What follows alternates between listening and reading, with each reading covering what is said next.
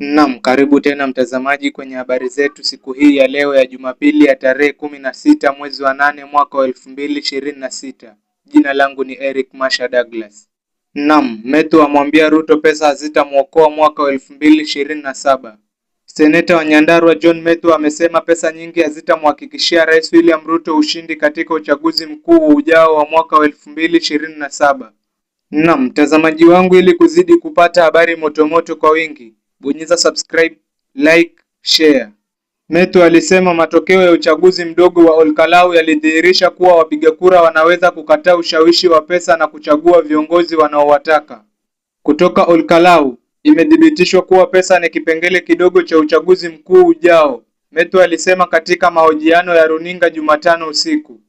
Seneta huyo ambaye aliongoza kampeni za upinzani Olkalau alisema alitumia takriban siku 60 katika eneo hilo na kwamba uchaguzi huo ulikuwa somo muhimu kwa upinzani kuhusu namna ya kumkabili Rais William Ruto mwaka wa 2027.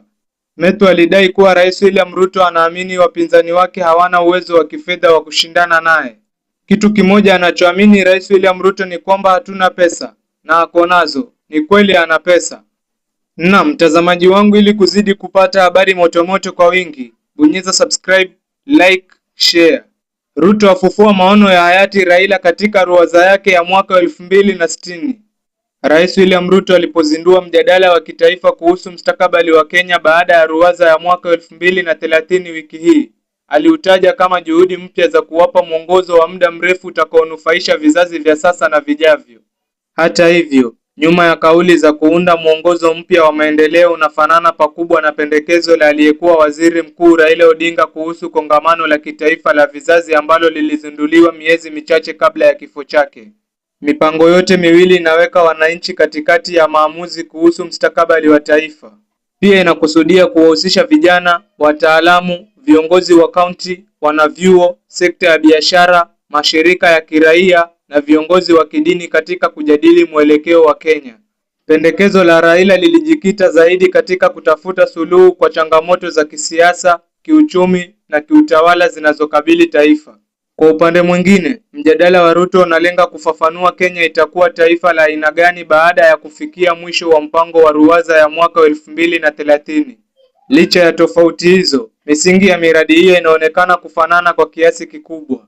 Yote inatokana na imani kuwa mustakabali wa Kenya haupaswi kuamuliwa na wanasiasa wachache katika mikutano ya Nairobi pekee. Ruto amependekeza mchakato wa kitaifa utakaowahusisha wadau kutoka sekta mbalimbali ili kuamua dira mpya ya taifa.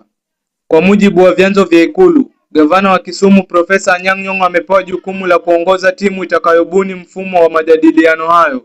Timu hiyo itapendekeza namna mashauriano yatafanyika kutoka mashinani hadi kiwango cha kitaifa. Muundo huo unafanana pakubwa na mpango ambao Raila alikuwa amependekeza mwaka wa 2025. Akizungumza katika mahojiano akiwa nyumbani kwake Karen Julai tarehe 19 mwaka 2025, Raila alisema kongamano hilo lingeanzia katika vituo vya kupiga kura kabla ya kuendelea hadi ngazi za wadi, maeneo bunge na kaunti. Hatimaye, wawakilishi wangekutana katika kongamano kubwa la kitaifa la takriban wajumbe 3,000 kutoka sehemu mbalimbali za nchi. Hilo lingekuwa baraza halisi la wananchi, alisema Raila wakati huo.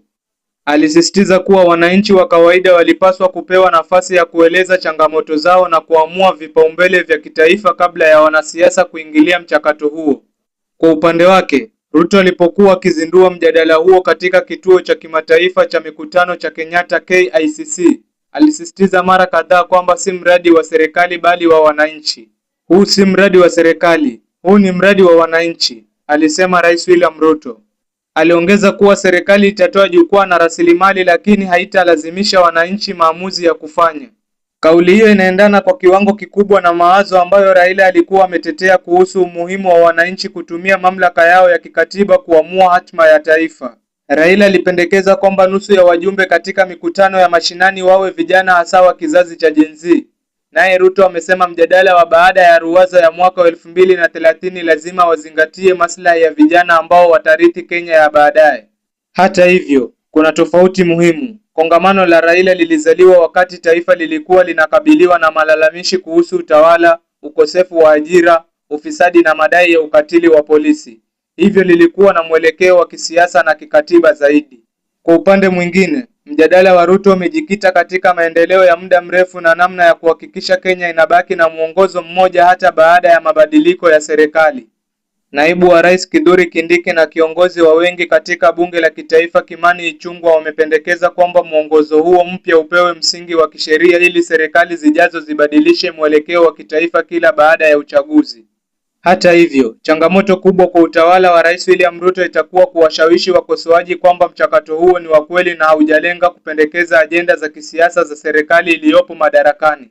Baadhi ya viongozi wa upinzani tayari wanataka ukaguzi wa kina wa utekelezaji wa ruwaza ya mwaka wa 2030 kabla ya kuanzishwa kwa mpango mwingine mpya.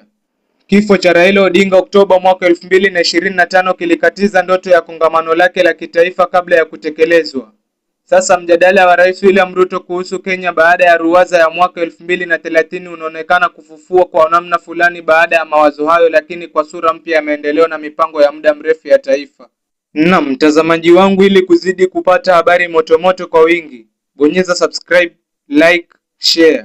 Moto bondeni, Murkomen Cheruiyot waking'ang'ania ubabe mwaka 2032.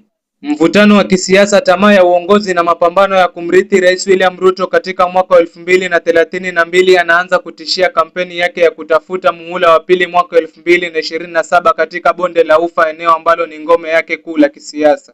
Makundi mawili yanaonekana kumakinikia siasa za urithi wa uongozi wa eneo, huku baadhi ya viongozi wakituhumiwa kuelekeza nguvu zao kwenye uchaguzi wa mwaka wa 2032 badala ya kuhakikisha Rais William Ruto anashinda uchaguzi wa 2027. Kiini cha mzozo huo ni ushindani wa kisiasa kati ya waziri wa usalama wa ndani Kipchumba Murkomen na kiongozi wa wengi katika seneti Aaron Cheruiyot. Baadhi ya wabunge na viongozi wengine wameanza kujiunga na pande zinazowapigia debe wanasiasa hao wawili.